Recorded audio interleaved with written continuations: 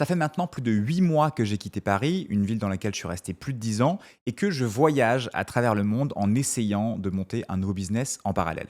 J'ai testé pas mal de destinations, des choses assez isolées comme Ibiza, Fuerteventura, des destinations plus California vibes comme Cape Town. Je suis aussi allé à Marseille, à Lisbonne et en ce moment je suis à Bali. Et aujourd'hui, notamment après le burn-out que j'ai fait en 2021, je suis convaincu que pour monter un business solide avec une vision long terme, il faut évidemment beaucoup travailler, mais aussi avoir un très bon équilibre en termes de santé physique et mentale d'un côté, avec du sport tous les jours, sans forcément chercher la performance, mais plus le mouvement, et de l'autre, une bonne communauté avec un environnement de personnes qui te tirent vers le haut et avec qui tu te sens bien.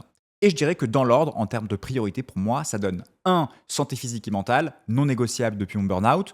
2 ma mission de vie avec un projet entrepreneurial qui me fait vibrer. Et enfin, 3 mes relations. Et la bonne nouvelle, c'est qu'il y a plein de façons de faire ces 3 choses en même temps dans le monde entier. Mais ici, à Bali, j'en ai trouvé une particulièrement intéressante, je trouve, et selon moi, très optimale pour quelqu'un qui a besoin de lancer un business où il n'a pas besoin d'être sur place, puisque je te parle d'un lieu qui est situé à Bali, qui a besoin aussi de se focaliser très fort sur son projet avec un minimum de perte de temps et d'énergie, et comme on l'a vu, en mettant l'accent sur sa santé et ses relations. Et du coup, je voulais partager cette découverte avec vous aujourd'hui, puisque je suis sûr que ça peut intéresser plein de gens, cette histoire, et peut-être aussi nous ouvrir l'esprit sur une nouvelle manière de travailler, plus saine que ce qu'on nous propose aujourd'hui. Avant de te parler du concept que j'ai découvert à Bali, j'aimerais te parler de la façon qu'on a de lancer les business dans les grandes villes de manière générale. Disclaimer, parce que je vois les commentaires venir, tout le monde ne fait pas ça, j'en suis conscient, mais c'est ce que j'ai fait moi, ce que font pas mal d'entrepreneurs. Alors ça marche, évidemment, mais ça laisse aussi des séquelles longues et difficiles à soigner. Alors le concept c'est quoi? C'est de se prendre un coworking.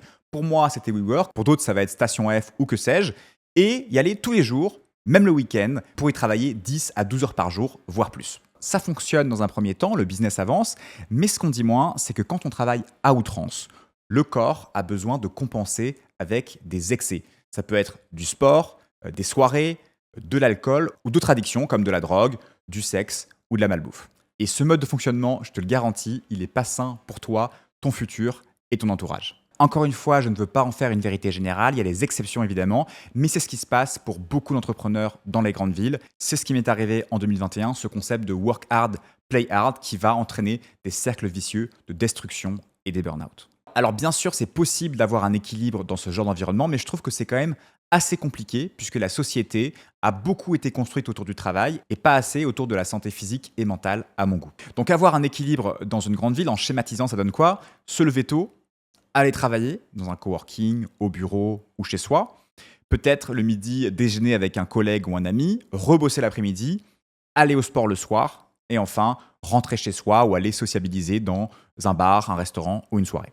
Et le souci avec ce mode de vie, selon moi, d'un point de vue entrepreneurial, productivité, mais aussi d'un point de vue santé globale, c'est que déjà, il y a beaucoup de perte d'énergie et de temps avec notamment les transports d'un lieu à l'autre. Pas d'espace prévu pour sa santé mentale, sauf si on le crée soi-même en faisant par exemple une routine matinale ou une routine du soir. Pas assez de place pour le sport et le mouvement. Personnellement, je suis convaincu que 3 séances de sport par semaine, ce que font beaucoup de gens, ça ne suffit pas. Moi, je pense qu'il faut faire une séance de sport tous les jours. Et enfin, des relations qui vont souvent se faire dans des lieux dédiés, type restaurant, soirée, événements, donc qui sont gourmands en termes d'énergie et de temps, puisqu'on ne va pas rester juste 5-10 minutes, et qui peuvent inciter à mal manger ou boire de l'alcool. Je généralise un peu les choses.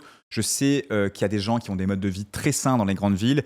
Par ailleurs, la société évolue, il y a plus en plus de personnes qui font des coffee runs le matin et qui vont pas boire des verres en terrasse le soir. Mais de manière générale, je trouve que la façon dont a été construite nos sociétés ne nous aide pas à avoir un mode de vie sain.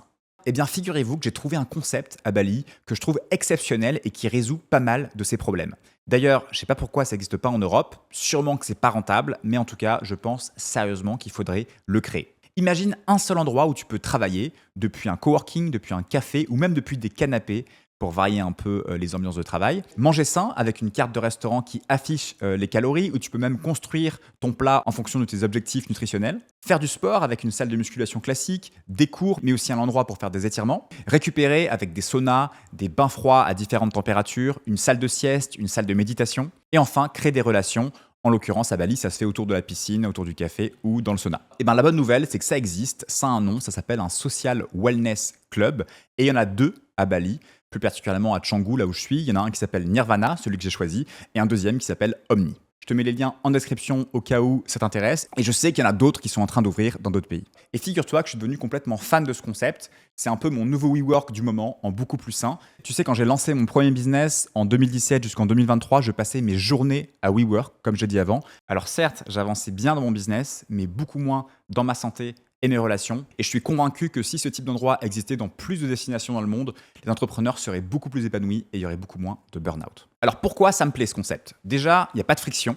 Tu pars de chez toi et tu vas à un seul lieu. Tu n'as pas à multiplier les déplacements entre chez toi, le coworking, le restaurant, la salle de sport. Donc tu perds beaucoup moins d'énergie et de temps. Deux, tu peux travailler de plein de manières différentes, du coworking, du café, allongé sur un transat, ce qui va augmenter ta créativité et ton énergie. 3, tu peux bien contrôler ton alimentation avec un restaurant healthy qui va t'afficher des calories. Tu peux même acheter des plans personnalisés de nourriture et ils vont te livrer la nourriture chez toi. 4, tu peux faire du sport tous les jours puisque comme je disais avant, il n'y a pas de perte de temps dans les transports.